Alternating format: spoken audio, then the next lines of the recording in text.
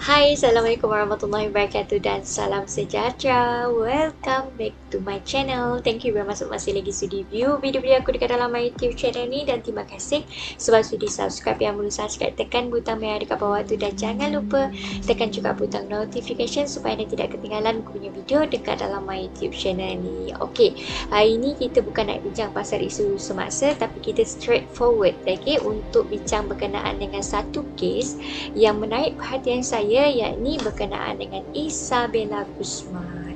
Okey, Isabella Guzman ini diberi nama samaran sebagai pembunuh paling manis. Kenapa? Okey, kerana bila kita lihat pada wajah dia, okey, pada raut wajah dia yang manis, kita tak terjangkau di akal kita, dan dia ini sudah membunuh orang. Malahan yang beliau bunuh itu, yang dia bunuh itu adalah ibu kandung dia sendiri, di mana Isabella telah menikam ibunya sebanyak 151 kali di bahagian muka dan di bahagian leher. Dan bukan itu saja, Isabella juga telah memukul ibunya menggunakan kayu baseball sehingga mati. Okey, benda ini sebenarnya telah berlaku lebih kurang 7 tahun yang lepas. Okey, maksudnya kes ini sudah lama dan baru sekarang ini beliau ini disabitkan kesalahan. Okey, jadi kita tengok dulu latar belakang kes ini macam mana. Kes ini bermula bila? Okey, dengan lebih tepat pada 28 Ogos. Tak lama lagi akan genap 7 tahun. Okey, peristiwa ini berlaku 28 Ogos. Okey, 2013. Isabella ini telah membunuh ibunya, yang lebih menggemparkan apabila pembunuhan ini sudah dirancang lebih awal oleh Isabella, di mana dia sudah memberi amaran awal yang mana dia akan mencederakan dan memberi balasan yang setimpal kepada ibu dia, okey, melalui kiriman email.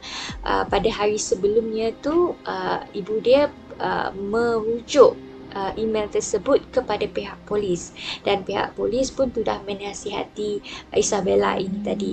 Akan tetapi pada 28 Ogos 2013, sesuatu perkara yang sangat mengejutkan berlaku apabila Yunmi, ibu kepada Isabella ini, pulang daripada bekerja. Okey, dan beliau ini menuju ke arah bilik air. Tidak lama selepas itu, Ryan Hoy, okey, yakni suami kepada Yunmi Hoy ini tadi, mendengar bunyi dentuman yang kuat di tingkat atas. Kemudian beliau pun menuju ke tempat tingkat atas ini tadi, dan apa yang mengejutkan, beliau mendengar bunyi isteri dia menjerit meminta tolong. Apa yang berlaku, suami kepada Yunmi tadi, iaitu Ryan Hoy, okay, telah cuba untuk menolak dan membuka pintu bilik air tersebut, namun tidak dapat kerana merasa bahawa pintu itu sudah ditahan oleh seseorang individu. Pada ketika itu tidak terlintas lagi yang berada dekat dalam itu adalah Isabella. So, dalam keadaan masih cuba untuk membuka pintu itu, Ryan Hoy, suami kepada Yunmi ini tadi, melihat darah mengalir daripada pintu tersebut dekat bawah dia. Seram. Okey, kemudian bila dia nampak darah tersebut mengalir daripada bawah pintu, apa yang dilakukan oleh suami Yunmi ini tadi, dia telah menelefon pihak polis dan meminta pihak polis untuk datang ke rumah dia secepat yang mungkin. Akan tetapi apa yang berlaku, setelah 2 jam, okey, pihak polis sampai, mayat, okey, yang mayat Yunmi, ibu kepada Isabella ini tadi, sudah hampir mengalami luka yang teruk di bahagian muka dan disahkan meninggal pada pukul 10.38 malam. Okey, dan ini sangat-sangat mengejutkan kita semua. Macam mana perkara ini boleh terjadi, dan bagaimana gadis semanis dia boleh bertingkah laku seperti ini. Okey, apabila disabitkan kesalahan, video yang dipamerkan ini tadi adalah video dekat mahkamah, di mana dia menerima keputusan daripada mahkamah itu sendiri, yang dia ini tidak dapat dipenjarakan kerana mengalami masalah mental. Dan ini yang saya nak fokuskan sekarang. Isabella telah didiagnos mengalami paranoia schizophrenia. Okey, paranoia schizophrenia. Schizophrenia ni apa sebenarnya? Dua elemen utama dalam schizophrenia ini adalah halusinasi dengan satu lagi adalah delusion. Hallucinations and delusions. Halusinasi, apa bezanya dengan delusi? Halusinasi ni lebih kepada rangsangan daripada segi panca indera. Misal katanya orang itu akan mengalami rangsangan yang tidak ada, yang tidak wujud dekat dunia nyata. Misal katanya seseorang itu boleh mendengar sesuatu yang tidak didengar oleh orang lain, boleh melihat sesuatu yang tak boleh dilihat oleh orang lain, ataupun boleh merasa sesuatu yang tidak dirasa oleh orang lain. Manakala delusion pula adalah daripada segi bentuk kepercayaan terhadap sesuatu yang salah, walaupun sudah dibuktikan, sudah ada pembuktian yang apa yang mereka percaya itu salah. Misal katanya, contohlah, apabila seseorang itu mempercayai bahawa dia ini merupakan Tuhan, tetapi bila dibuktikan kepada dia, tetap dia tidak percaya dan dia merasakan bahawa benda itu adalah benda yang betul. Schizophrenia, selalu orang katakan schizophrenia, kalau dia ada penyakit schizophrenia, dia boleh bunuh orang, maksud dia. Dan schizophrenia ini sering disamakan dan dikaitkan dengan pembunuhan. Jadi orang yang ada schizophrenia, pembunuh. Schizophrenia, pembunuh.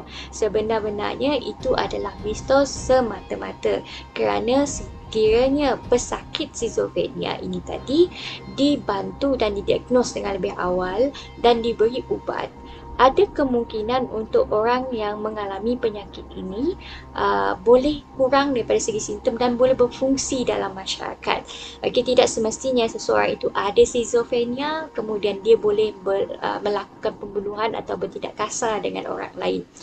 Tetapi apa yang berlaku kepada Isabella sebenarnya disebut sebagai paranoia schizophrenia, di mana dia paranoid. Paranoid maksudnya orang ini akan mudah rasa gusar terhadap apa yang berlaku dekat sekeliling dia.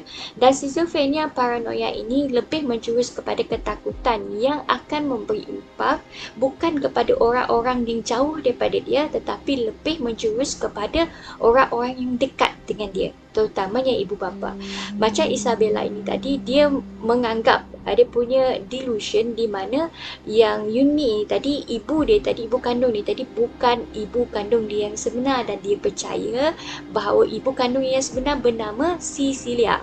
Tetapi kita pun tidak pasti sama ada Cecilia itu adalah orang yang benar-benar hidup ataupun adalah delusi dia semata-mata ataupun hallucination dia semata-mata. So, bagi mereka yang dekat luar sana, please break the stigma about schizophrenia itself. Sekiranya seorang itu mengalami schizophrenia, tidak semestinya dia bertingkah laku kasar.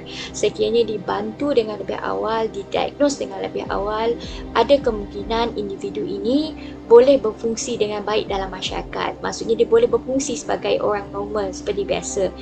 Penyakit mental sama saja macam penyakit fizikal. Bisa katanya orang yang terpaksa bergantung dengan ubat sepanjang kehidupannya. Misal kata seperti diabetes, darah tinggi. Mereka bergantung kepada ubat sepanjang hidup mereka. Sama juga dengan orang yang punya penyakit mental.